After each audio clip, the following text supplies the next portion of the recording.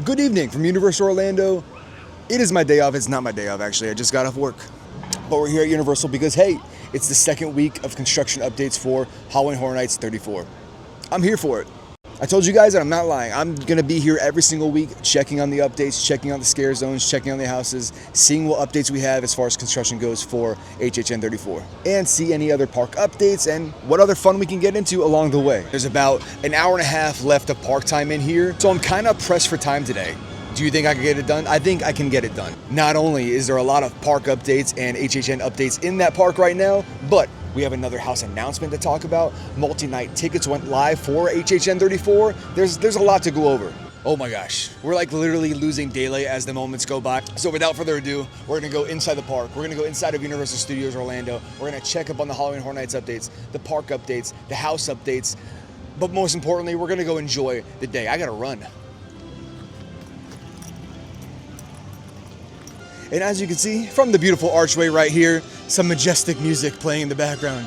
There is no Halloween Horror Nights center medallion yet, but soon enough, the center medallion will be hanging up in all of its glory right there.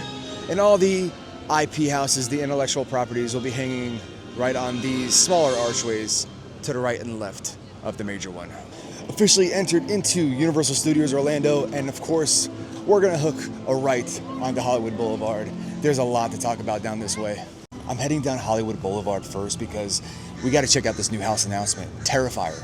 Art the Clown is officially confirmed to join us here at Halloween Horror Nights 34.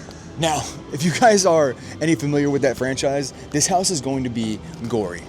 So as we're walking down Hollywood Boulevard, I'll check up on any updates, but also we're gonna hop into the Five and Dime and check on the Terrifier merch. All right away, I'm not seeing any updates to the trusses out front here in the Hollywood Boulevard scare zone.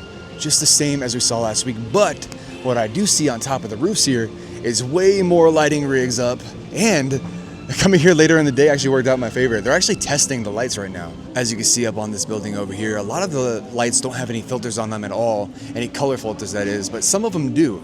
Like there's a green one up top there, there's an orange one up top there. You never know if that has any like inclination of what the scare zone is going to be this year, or they're just testing lights just to test them. Sometimes some of these lights actually project images onto the floor and onto different set pieces, so I guarantee some of these are there for that as well. Just really can't tell right now since it's so early on in development. Slight update here in the world of trusses on Hollywood Boulevard. This one, the one that was blessed with size here, new from last week, they've added lights to the structure. Cool, good for this guy. Ooh, lights also added to this truss work over here in front of Battery Park, but also inside of Battery Park, we have a lot of movement. Remember the structure I showed you last week? This is just usually for a bar or an entranceway to the bar, but it looks like in the bar area, there's a lot of stuff over here. Let's go check it out. Okay, this is starting to look a lot like last year in this area too. New this week, of course, is this truss over here and that truss over yonder. But what also is new this week are these screens, which eventually looks like it's gonna house a TV. These are like weatherproof cases for TVs. This area last year was not only used for a bar, but it was also used as kind of like a character meet and greet with different characters of scare zones and houses, and they were all on pedestals over here where you could take selfies with them and kind of interact with them, which was pretty cool. So hopefully that comes back this year. And no more waiting around, let's head into the Five and Dime and check out all this new merchandise for Terrifier. I see a little bit of it already, oh my goodness. Nothing going on with this truss over here. A lot of people are talking. They're hoping that this one has something to do with the Lagoon show this year, but that of course is just wishful thinking because nothing has been confirmed or talked about. And as we're coming up, here's the terrifying face of Art the Clown. Get it? Terrifier. Never mind, let's just go inside. And here we are. Here is the setup. Nice picture frame and all, just like the other ones. And this dude is just handing us a bag over here. Thanks, man. Here is a closer look at that bag. This is nice. It's actually like a heavy-duty material. It's not just like a normal drawstring badge. Even though this is a drawstring badge, how much is it? 35 bucks. Here's a look at the shirt for Terrifier right here. Look at that face. Beautiful, bloody, and the blood is actually like glossy on there. This is also $35. But what we're here for is this little piece to the stained glass window right here. All right, we got our piece to the stained glass window. Art the Clown, welcome to the team, bud. What I'll do is when I get home tonight from filming here today, I'll put him in the stained glass window. So stay tuned for that. Let's talk about this newest house that has just been announced, Terrifier. Art the Clown Man is coming to Halloween Horror Nights. Michael Aiello, Senior Director of Entertainment and Creative for Universal Parks, he posted today on X, but I'm going to read this verbatim just because I want to get his words correctly. He said, "To bring probably the goriest house we've done in a long time. A finale that may require a poncho." In theme park culture, ponchos are used for two things. One, when it rains. Two, water rides. Now, Terrifier House at HHN 34th. Avoid becoming the latest victim of Art the Clown inside a grisly, haunted house that's literally dripping with terror and gore. Dripping. Dripping is a weird word. And just like the trusses over in the Central Park area, no updates over here at the Cafe La Bamba area. As a reminder, what I said last week, this area is usually used for just an eating spot, and usually they have a food booth right over here in this area. Oh man, I just took my first 2 steps into the Central Park scare zone. There's a lot of updates going on in this park. As you can see, there's different color flags in the ground. There's like a red one over there. There's pink and white ones over this way. These are surveying marks. So what's gonna happen here is either some sort of electrical work or set pieces are gonna go right in the area of these flags. In fact, there's a lot of flags over here in this area. Let me show you more. Over in this field area is usually where some sort of set pieces live. And look at this. So many white and pink flags. This is definitely surveying something. Like I said, most likely going to be set pieces where characters are going to come out of, but also could be just electrical work, so where they could put the set pieces. So definitely something going on over this way.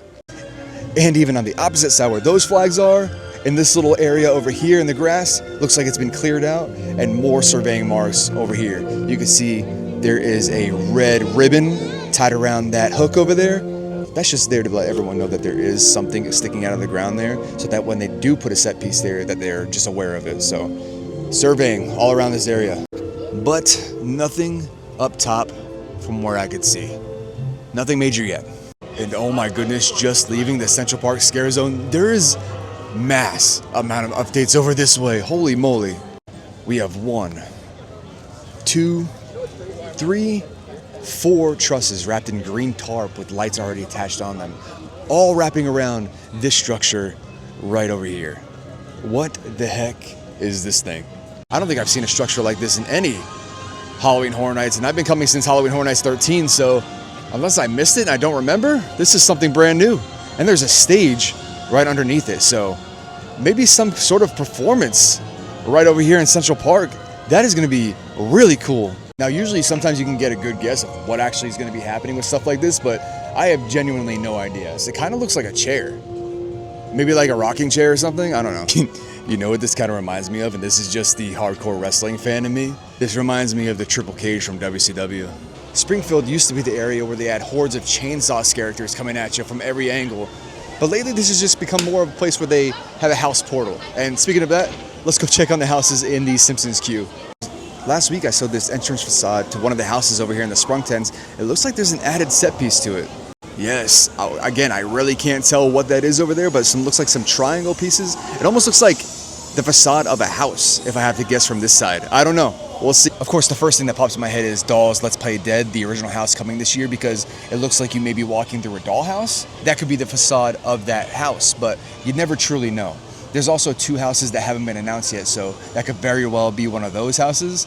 But it's fun to speculate, fun to think about. But now that I'm at this part of the park, it's time for your favorite part of the park update videos, the bridge update. Man, they have torn this thing apart. Holy moly, this is a whole refurb. Last week I just said, oh, they're just gonna freshen it up for the season. No, they're redoing this whole bridge. It's gonna be looking so spiffy, so nice, so shiny and brand new by the time they fix this thing. Very cool.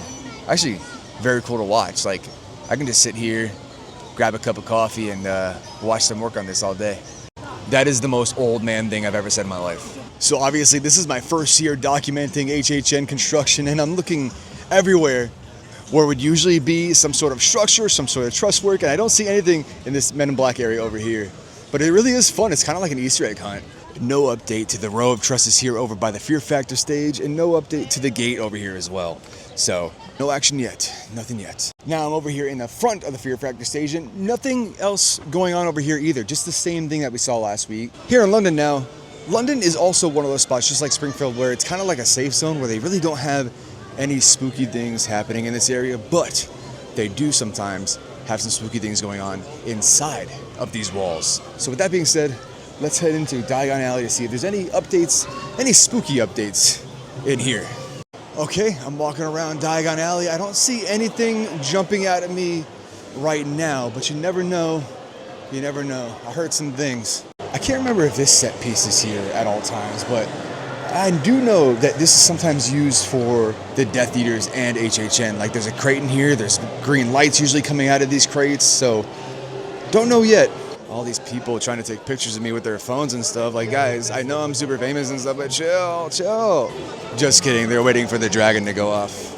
No one knows who I am. And oh, I see this little set piece over here too. And another one right out in front of Weasley's Whiz Bangs. Oh man, it looks like we might be getting the Deatheaters this year. And oh my goodness, I must have walked right past this when I walked inside of Diagon Alley. How did I miss this?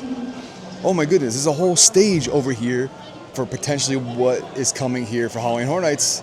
It looks like we might be getting the Deatheaters. Now, this is all speculative. There's been no confirmation. There's been no post about this. But man, this is a very, very telling sign over this way. The Deatheater shows here at HHN are really cool. They get really involved with the people in the crowd. They start casting spells everywhere. There's lights and fog and the death symbol everywhere. It's a very fun time here at HHN with the Deatheaters. I like it.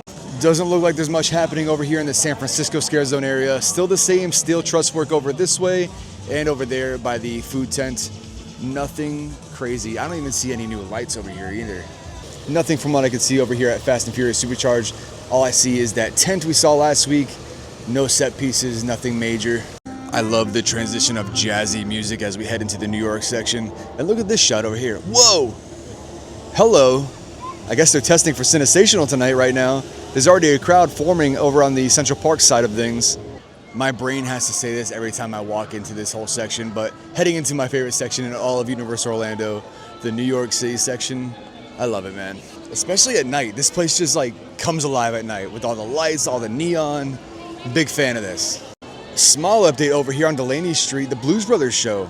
Their stage is back behind walls. Looks like they're doing some construction around there.